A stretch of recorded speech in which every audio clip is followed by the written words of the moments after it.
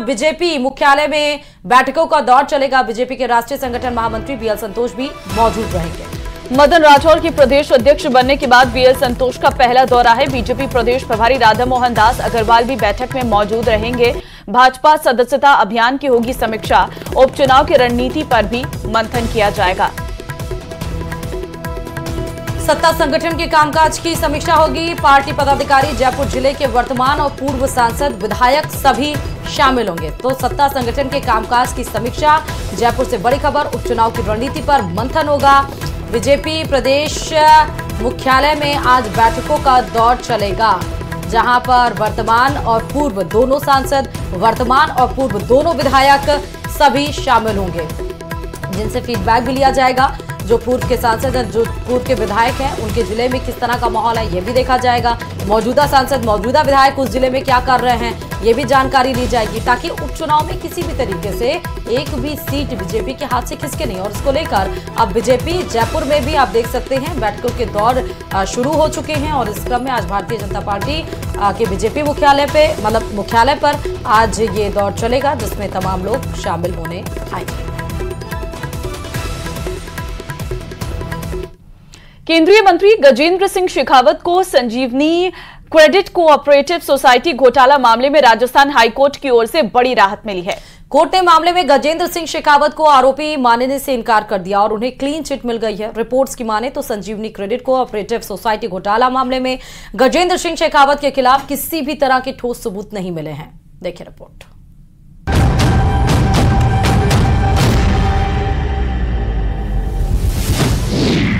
संजीवनी credit cooperative society घोटाला। Rajasthan high court से केंद्रीय मंत्री गजेंद्र सिंह को क्लीन चिट। एसओजी ने कहा उनके खिलाफ नहीं है घोटाले के सबूत।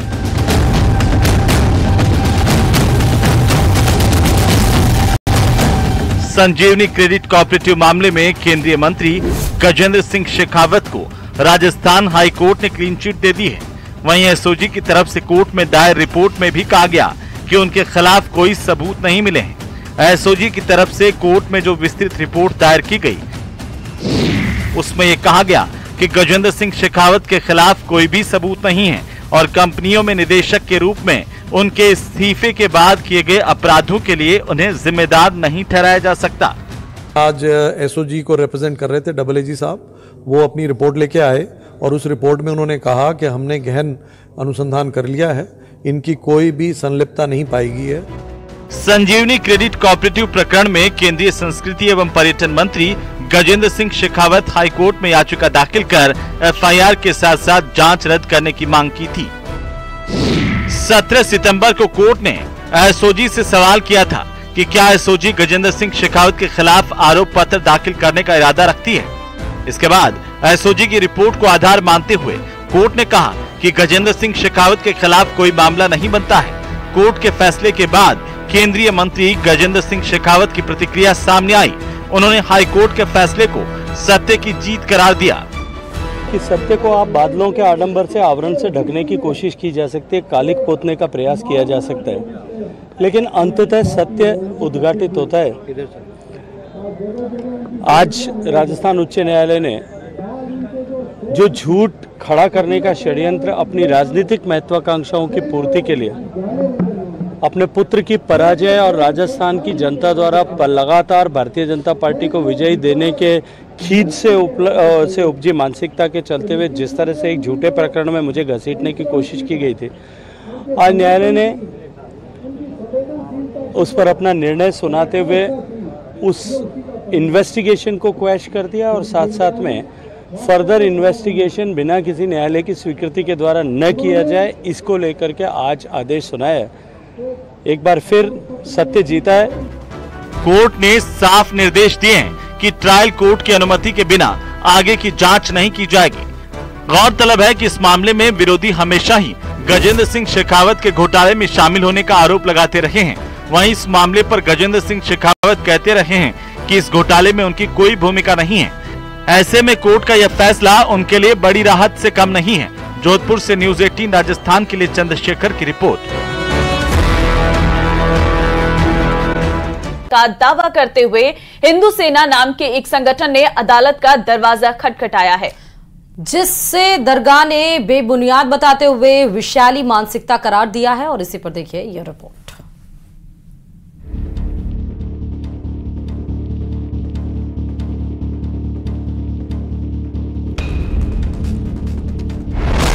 अजमेर दरगाह के मंदिर होने का दावा। अजमेर जो दरगाह का जो स्ट्रक्चर है वो हिंदू मंदिर और जैन मंदिर तोड़े गए स्ट्रक्चर से बना है। हिंदू पक्ष ने खटखटाया कोर्ट का दरवाजा।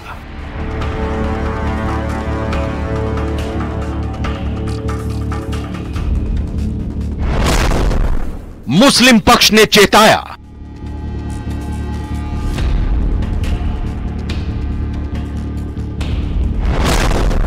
विशैली मानसिकता को दर्शाता है दावा।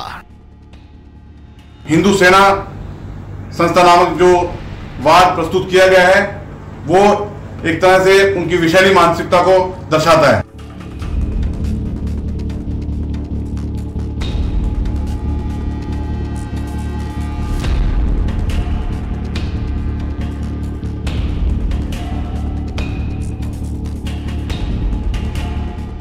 हिंदू सेना के राष्ट्रीय अध्यक्ष विष्णु गुप्ता दावा कर रहे हैं कि अजमेर दरगाह संकट मोचन महादेव मंदिर तोड़कर बनाई गई। उस समय बहुत सारे मंदिर तोड़े गए, उसमें एक संकट मोचन महादेव मंदिर भी है जो कि उनके जो आज्ञाकारी शिष्य रहे उन्होंने तोड़ा। और बाद में जब चिश्ती की मौत होगी उसके बाद उसी मंदिर को तोड़कर जो नीचे तहखाना है, जो गर्भगृह है, उसमें उनकी कब्र बना दी। अपने दावे के पक्ष में हिंदू सेना देश के प्रसिद्ध शिक्षाविद, राजनेता और समाज सुधारक हरविलास शारदा की किताब को उल्लेखित कर रहे हैं। हरविलास शारदा जो कि अजमेर के म्युनिसिपैलिटी कमिश्नर रहे चीफ, और बाद में अजमेर कोर्ट के सेशन जज भी रहे। उन्होंने अपनी एक बुक लिखी है, उस बुक में बहुत सारे विस्तार से बताया है कि अजमेर जो दरगाह का जो स्ट्रक्चर है वो हिंदू मंदिर और जैन मंदिर तोड़े गए स्ट्रक्चर से बना है। हिंदू सेना अजमेर दरगाह को संकट मोचन महादेव मंदिर घोषित करने, पुरातत्व विभाग से वैज्ञानिक सर्वेक्षण कराने और दरगाह से अवैध कब्जा हटाने की मांग कर रही है। हिंदू सेना के दावे को दरगाह दीवान प्रतिनिधि नसीरुद्दीन अली ने सिरे से खारिज कर दिया है। तमाम धार्मिक और राजनीतिक लोग चाहे वो किसी भी धर्म के हों, सबकी आस्था इस दरगाह से जुड़ी हुई है।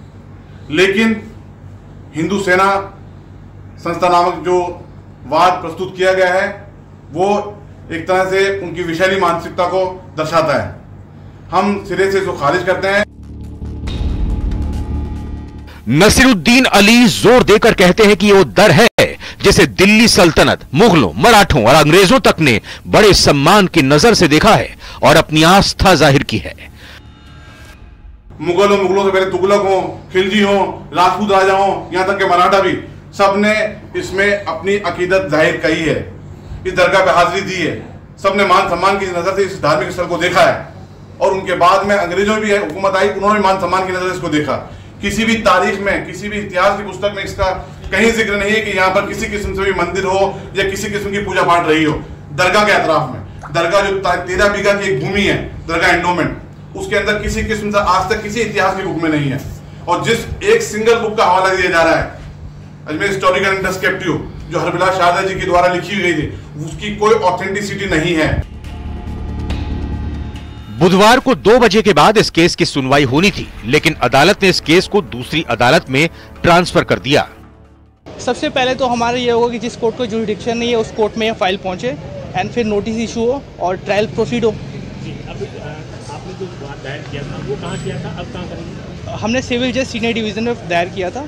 अब हम एप्लीकेशन मूव करेंगे डिस्ट्रिक्ट जज साहब की कोर्ट में, वहाँ से फिर जो जुरिडिक्शनल कोर्ट है वहाँ केस ट्रांसफर होगा।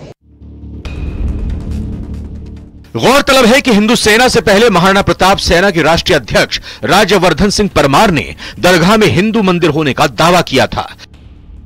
इसके बाद फरवरी में वीर हिंदू आर्मी ने भी ऐसा ही दावा किया था।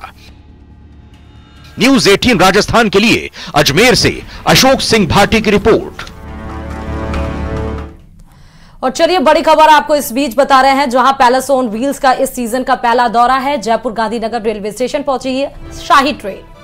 35 पर्यटकों को लेकर गांधीनगर पहुंची शाही ट्रेन। आज गुलाबी नगरी का भ्रमण करेंगे पर्यटक। पैलेस ऑन व्हील्स के इंटीरियर में बदलाव किया गया है। पर्यटकों के कंफर्ट का ख्याल रखा गया है। पर्यटकों को बेहद ही ज्यादा आकर्षित कर रही है ये पैलेस ऑन व्हील्स।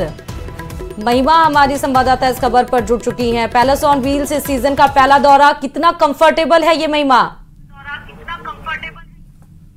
बिल्कुल, देखिए राजधानी रेलवे स्टेशन पर जो है पैलेस ऑन व्हील ट्रेन पहुंच चुकी है। करीब सुबह 5:30 बजे ट्रेन स्टेशन पर आ चुकी है और इस वक्त मैं पैलेस ऑन व्हील के महाराजा रेस्टोरेंट के अंदर हूं, जो शीश महल की तर्ज पर इस बार सजाया गया है। जो आमेर का शीश महल है उसी का लुक देने की यहाँ कोशिश की गई है। मैं कैमरामैन को कहना चाहूंगी कि एक बार बारीकी से दर्शकों को दिखाया जाए कि कैसे शीश महल को यहाँ दर्शाया गया है। और पैलेस ऑन व्हील की बात करें तो इस सीजन का ये पैलेस ऑन व्हील का पहला दौरा है, जिसमें 35 देशी और विदेशी सैलानी सफर करने जा रहे हैं।